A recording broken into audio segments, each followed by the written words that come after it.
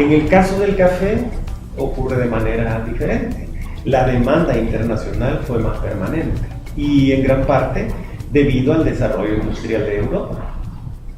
Como Europa estaba en su proceso de desarrollo industrial, el aumento de ingreso del europeo medio llevó a consumir productos, digamos, de manera más permanente, como el café.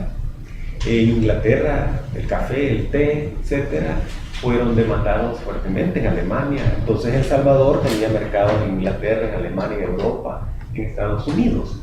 De esa manera, el café mantuvo una demanda permanente, digamos, entre alzas y bajas, por supuesto, pero eso le permitió a El Salvador mantener también la producción entre alzas y bajas y la exportación de café. Eso es, digamos, lo que permitió que el café se estableciera en El Salvador y en Centroamérica como un producto permanente de exportación y que constituyera el motor de estos países de su crecimiento, ¿verdad?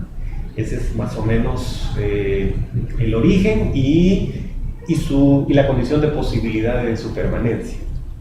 Quizás les podría agregar, cuando hablo del motor, lo que quiero expresar es que en la medida que la demanda internacional subía, o los precios internacionales subían, la economía salvadoreña mejoraba o empeoraba. Si bajaba una alta dependencia de un producto, casi una economía monoexportadora, la que se formó después de los años 80 del siglo XIX, después de la reforma liberal. Eso hacía, por ejemplo, que el bienestar del Salvador, de la sociedad salvadoreña, dependiera altamente de lo que ocurría internacionalmente con los precios del café. Todavía en los años 70 quizás ilustra este proceso muy claramente. Después de la guerra, del conflicto con Honduras, en 1969, y de una economía bastante deprimida internacionalmente por el alza del precio del petróleo, la primera alza significativa en 1974, 73-74, el alza de los precios del petróleo metió a las economías del mundo en una cierta recesión, con alta inflación y recesión. Ahí es donde surgió aquel nombre de estanflación, porque había alta inflación debido a los precios del petróleo y al mismo tiempo estancamiento económico a nivel internacional. Entonces, la economía salvadoreña, frente a esa situación y con el mercado común centroamericano deprimido por las mismas razones, entró en un periodo de muy bajo crecimiento y de inflación cercana a un 14%. Y ese fue más o menos el comportamiento de la economía en el primer quinquenio de 1970. Pero de repente, ya por 1975, unas heladas en Brasil llevaron a que Brasil redujera su exportación de café.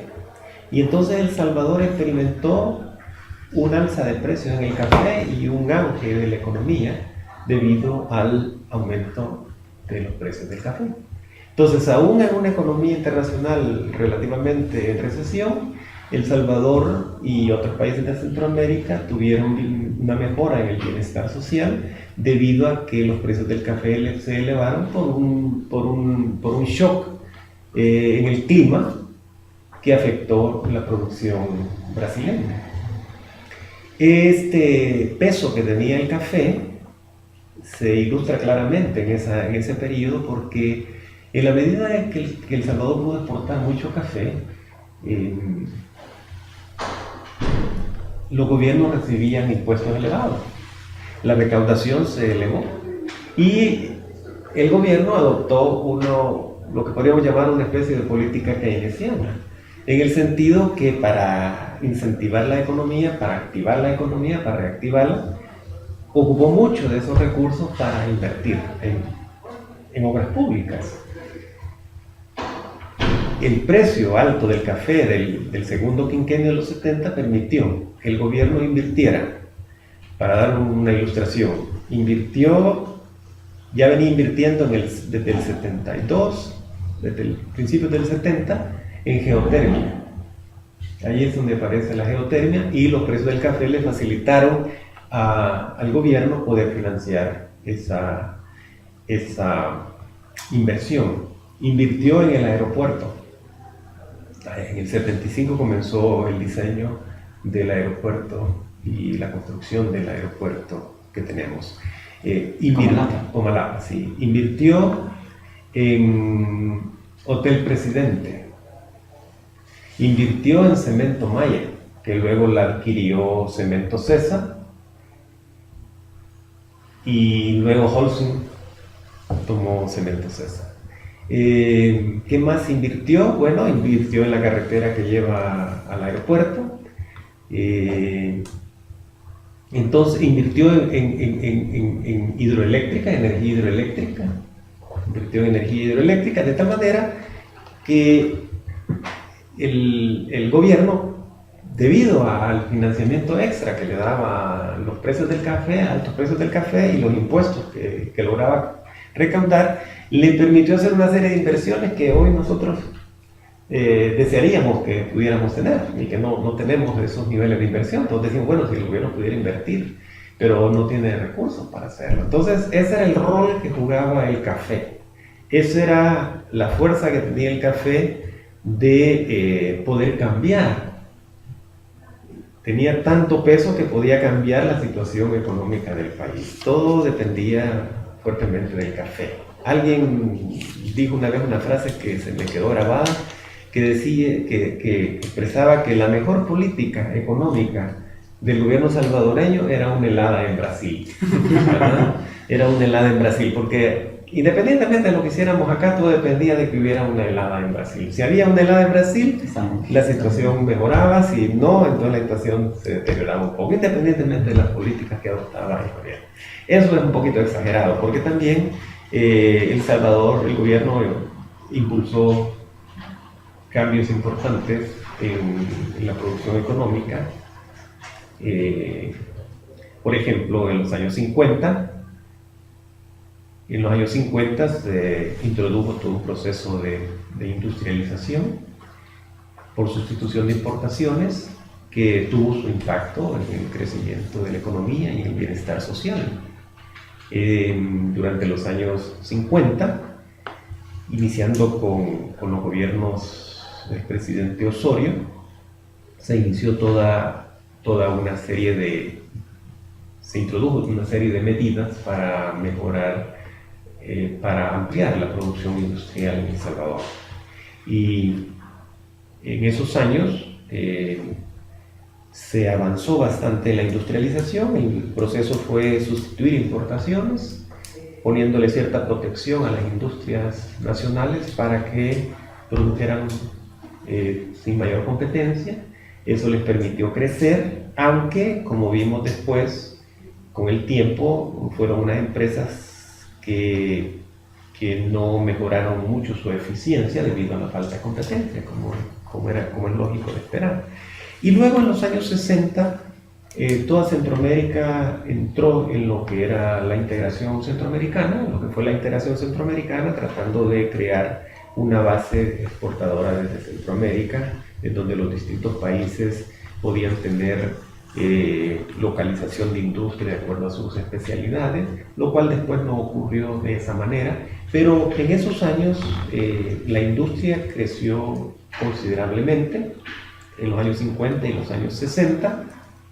En los años 50 y los años 60, El Salvador aprovechó mucho esa integración por el hecho de que había comenzado temprano a industrializarse. Comenzó en los años 50. Entonces, cuando en los años 60 del siglo pasado la integración centroamericana comenzó a funcionar, El Salvador ya tenía cierto camino andado, y eso le facilitó aprovechar un poco más la integración centroamericana y desarrollar su proceso de industrialización un poco más.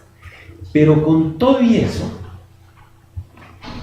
el bienestar económico social del país seguía dependiendo de lo que ocurriera con el café. O sea que aunque se intentó de alguna manera buscar medidas alternativas, realmente lo que pesaba más y lo que definía el curso de la economía salvadoreña siempre fue el café. Siguió siendo el café, aún en el periodo en que todo el proceso de industrialización estaba avanzando, y fue un proceso de industrialización muy importante que cambió el rostro de El Salvador, porque antes de los 50 pues no se veían todas las fábricas, ni el auge de la clase media que hubo en ese entonces, ni el auge de los profesionales. En los años 50 y los años 60 hubo un auge de los profesionales, de los ingenieros, los constructores, los ingenieros mecánicos, eléctricos para atender la industria. De hecho, carreras como la ingeniería eléctrica, la ingeniería mecánica y electromecánica se introdujeron precisamente en los años 60 para dar A hacer esa demanda por capital humano. abastecer esa demanda por capital humano que necesitaba la industrialización, porque era más sofisticada que la producción de café. Entonces, todas esas carreras, la ingeniería industrial, son productos de la industrialización de El Salvador. Surgieron en esa época. Pero aún con todo eso, el café siguió siendo el factor que determinaba el alza y baja del bienestar del país. La estructura social cambió en esos años por la industrialización. Como les decía, clase media se fortaleció, tuvo más oportunidades, etc. Ese proceso comenzó a agotarse después del conflicto con Honduras. La integración comenzó a agotarse y bueno, ahí llegamos a la segunda parte que mencionaba.